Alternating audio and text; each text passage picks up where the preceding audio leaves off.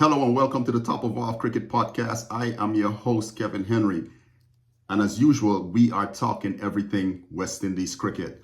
I know y'all like the West Indies jersey. I do too. But if someone has the latest installment of what we have, you could send it my way. Anyways, today's topics. Did Coach Darren Sammy get it right with his comments about Shamar Joseph in the recent CWI presser? And will the West Indies show up to the T20 World Cup undercooked? So, recently West Indies had a press conference in Barbados to talk about everything that's currently going on surrounding the West Indies. And the question was asked of West Indies white ball coach Darren Sammy, what about Shamar Joseph for the T20 World Cup, seeing that we are lacking in the wicket taking department? Because, I don't know if people have been paying attention. We are struggling with someone making an impact, especially in the power play overs. Anyways, Sammy's response was, he would like to see Shamar get some time in the IPL so he can further assess his readiness for not only the World Cup, but international T20 engagements. And I found part of what he said to be quite disturbing. He said he's not into the hype, but he is into the substance. Not in those exact words. I'm just paraphrasing what he said, right?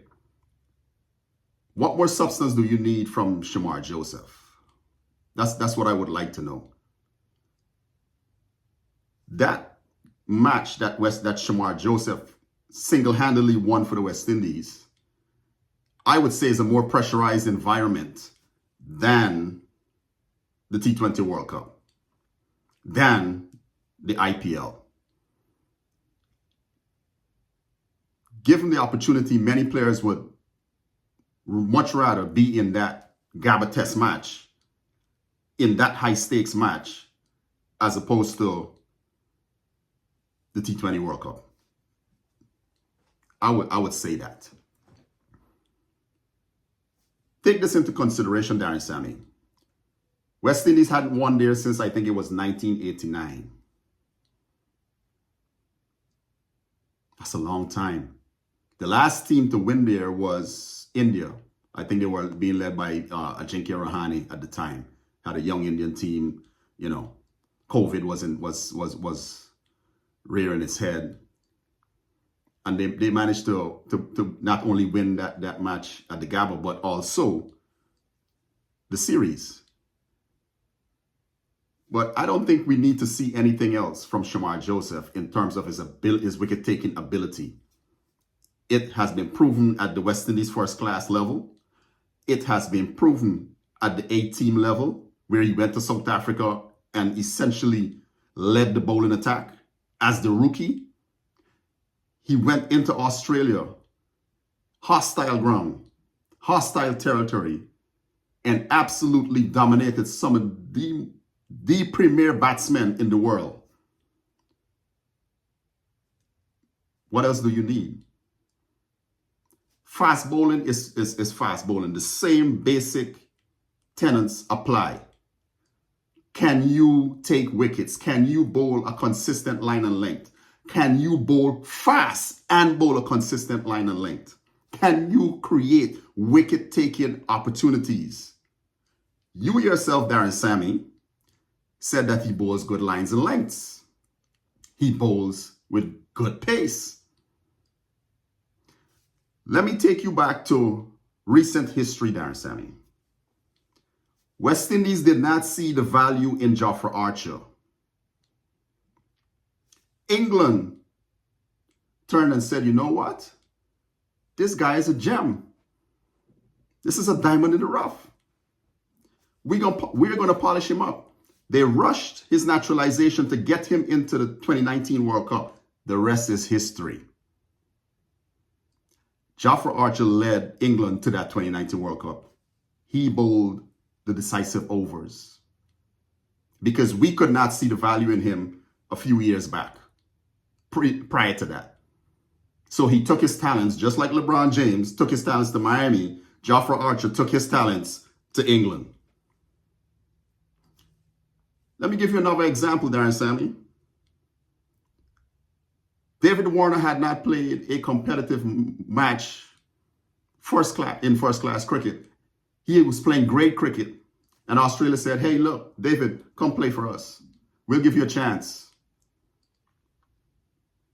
And he took the South Africans to task. The rest is history. Numerous World Cup victories to speak of. Let me go a little bit further back.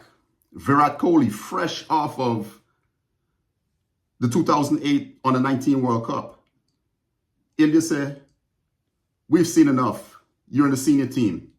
He was making it, a few months later, he was making his debut against Sri Lanka. They didn't need to see anything else. So I'm asking you, Darren, Sammy, what else do you need to see? At every level this young man has played, he has excelled. Not just done well, he has excelled or exceeded expectations. He played a match this morning for LSG. Had it not been for the buttery fingers of some LSG fielders, his figures would have looked a whole lot different. That match probably would have turned out a whole lot different for LSG. When you look at the big picture of his 4-over spell, there was some bad balls in there because he's an attacking bowler. He goes and he looks for wickets. That is part and parcel of being a fast bowler who is attacking. You're going to create opportunities to get wickets, and you're also going to leak some runs. That's just part and parcel of being a fast bowler.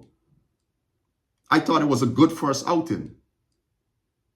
Easy catches being dropped. So now 4 overs of 47 runs looks like an indictment against him, and it wasn't. So do we need a repeat of Jofra Archer, Darren, Sammy? Or are we going to take a chance? Are we going to have some foresight? The ability is there. The body of work is there. You don't need any more substance. You have the substance. He's played in high pressure situations. It doesn't matter that it was a test match. Has nothing to do with it. It's either you're good enough or you're not. Anyways, you guys let me know down in the comments. Don't forget to subscribe, like, and share, and comment. All right.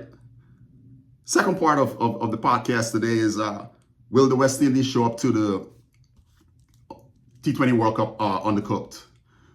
Here's why I'm asking this question. We have some players currently who are either not playing any cricket or they're at the IPL and they're warming the benches.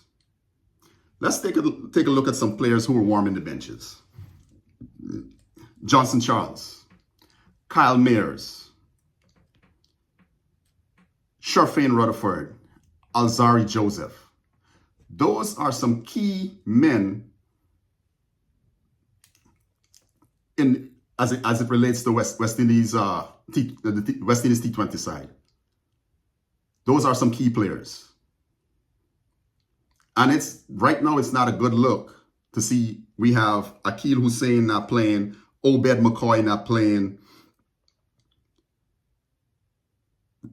Alzari Joseph warming the bench, Sharfane warming the bench, Rovman Powell warming the bench.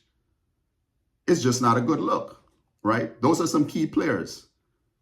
If you were to think of it, if we are going to start the World Cup with Brandon King and either of Kyle Mayers or Johnson Charles at the top of the order, I think we're going to have some issues, because those players, while there's a team tour to Nepal in a couple of weeks, I don't think that is ideal preparation for the World Cup. I just don't think that's ideal preparation. Then there's the 3 matches against South Africa that follows. We might not have some players here for that, right? Depending on where the teams in the IPL are, if they're the final phases of the tournament, we might not have some players here for that tournament, for that 3-match engagement. So I'm a little bit worried. Also, The question was asked of Darren Sammy because he sat there and he spoke about, the improvements in our batting. But the same reporter asked him, hey, you gave all these stats about the batting. What about the bowling? Where's the stats? And he sat there, he picked up his phone and he's trying to look for God in heaven knows what. But the evidence is there. West Indies do not have a strike bowler right now. We don't have players capable of creating enough pressure at the top, in the middle overs, or in the back end. And Darren Sammy has got to address that. They've got to figure it out. That's why I'm saying it is not a bad idea to include Shamar Joseph in that squad. It is absolutely not a bad idea. You will have wicket-taking ability. You will have someone creating opportunities at the top of the power play, high pace, great lines and lengths. You can't ask for anything else. You absolutely cannot ask for anything else. You're going to ask Obed McCoy to do that? And he's up and down? You're going to ask Romario Shepherd to do that? Romario gives away more runs than he makes. You're gonna ask Jason Holder to do that? He's hot and cold. You're gonna ask Andre Russell to do that, who bowls well one game and for the next 3 games he disappears. You can't ask O'Shane Thomas to do that because he's probably not going to be in the squad. So it does not, I don't think it'll hurt our chances to include a young man. We'll never know unless we give him a chance. You can't sit here and holler, oh, I would like to see a greater body of work. I would like to see some more substance. And what you have is not really cutting the mustard. Every West Indian pacer right now are giving away more than 8.5 runs. Yeah. Let's say more than 8 runs and over. That is just not a good look. Our spinners are doing way better. Roston Chase is going at 6.5 and over. Akil Hussain is going at 7.5 and over. Moti is going at just over 7 and over. Of course, we can't bowl. It just won't make sense to play 5 spinners, right? It just won't make any sense. Because we don't have 5 spinners worthy of being in the T20 team. So, once again, I'm going to say, why not give the young man a chance? There's recent evidence. Jofra Archer. There's recent evidence. And one that ended up building a great body of work over a 12, 13-year period, David Warner. There's recent evidence. Virat Kohli, who has been doing this for the past 16 years. They were all given a chance without having the kind of experience that West Indian selectors like to see. And we have a problem with spotting great talent. We seem to ignore the great talents and pick up the ones that are not worthy of representing the colors. Anyway, so once again, let me know what you think down in the comments. Don't forget to subscribe, like, and share, okay?